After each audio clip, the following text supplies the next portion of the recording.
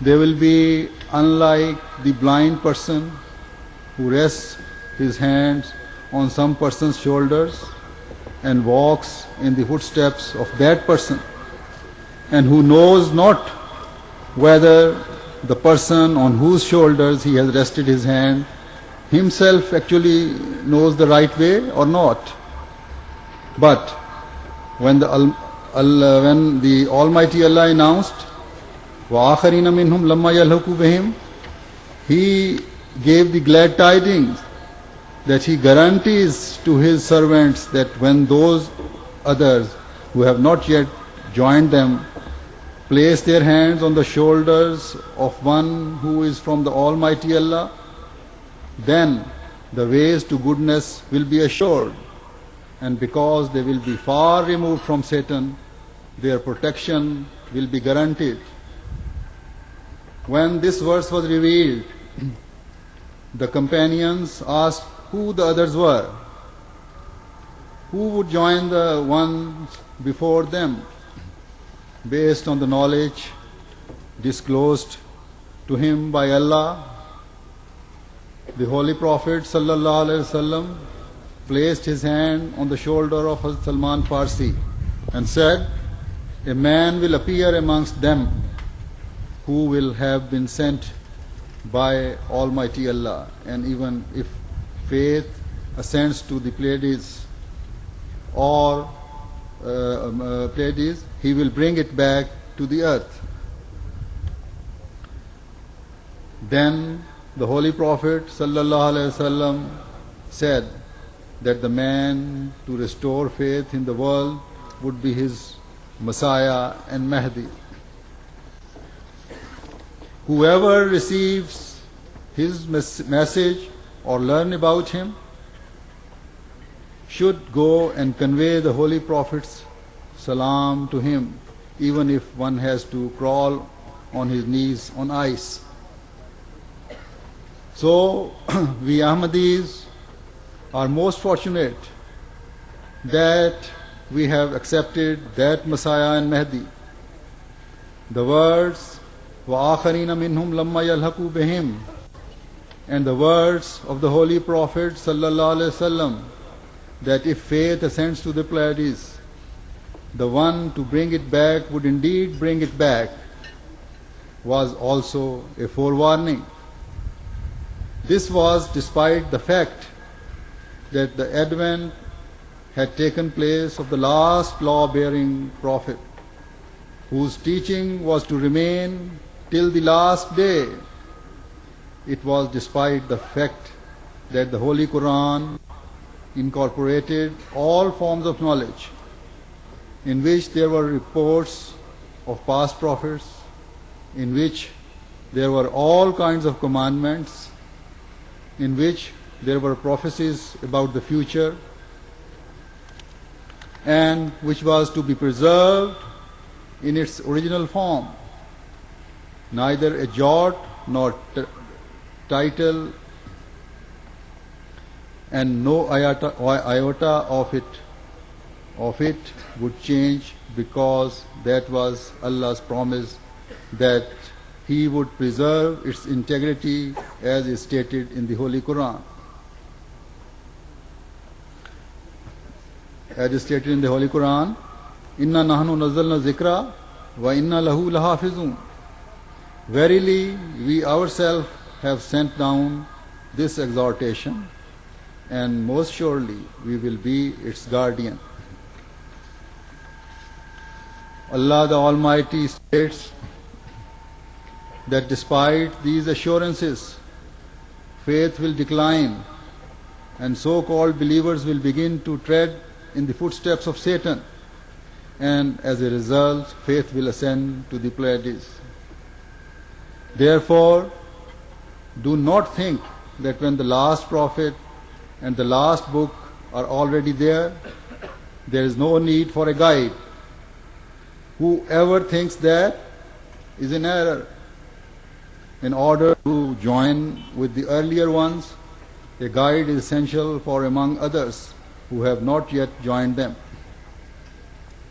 He is the one whose advent was to be in the 14th century of Islam. As I said, this advent has indeed taken place, and Allah the Almighty has enabled us to believe in Him. Therefore, fortunate is he who has joined Him as his follower.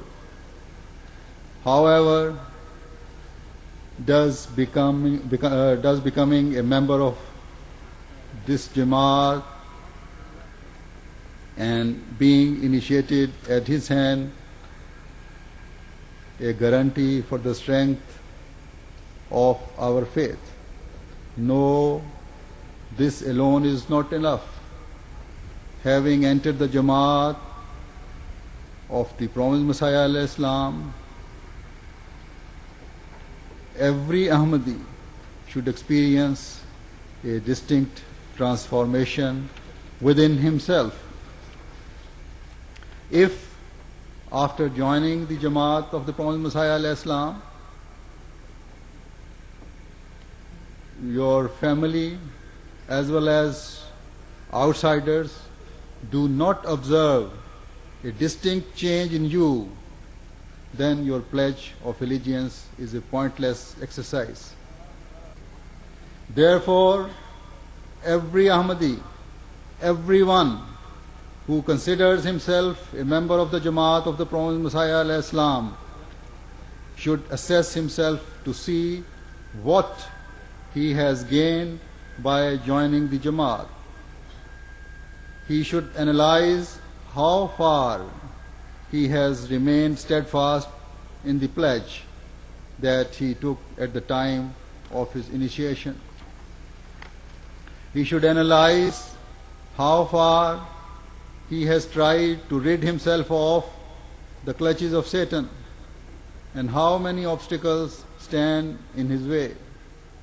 He should ask himself that which of the good works commanded in the Holy Quran he has adopted and which of the evil deeds mentioned has he tried to leave. He then has to assess the success in his efforts. Hence, this is how every Ahmadi should assess himself.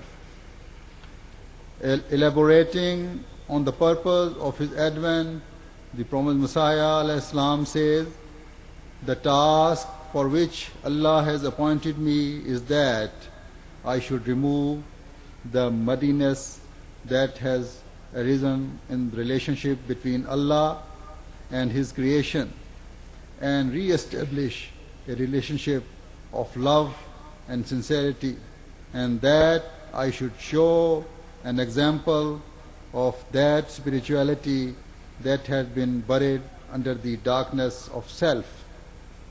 Hence, true initiation will be genuine only when everyone who is initiated tries to attain further nearness to Allah. What does attaining Allah's nearness mean? It means to act in accordance with His commandments. It also means to discharge the rights of Allah on us, as well as the rights of our fellow man on us. Only then will spirituality shine in all its glory. Otherwise, the sinful self will remain dominant. Satan always tries to instigate the self. If you do not create a change within yourself, even after being initiated, then there can be no difference between an Ahmadi and others. On one occasion, the Prophet Messiah alayhi salam says, the members of our Jamaat should also be an example to others. The person whose life after Bai'at is the same unholy and impure life as before Bai'at, and the one who become a poor example while in our Jamaat and displays weakness of actions or beliefs is cruel, for he gives the entire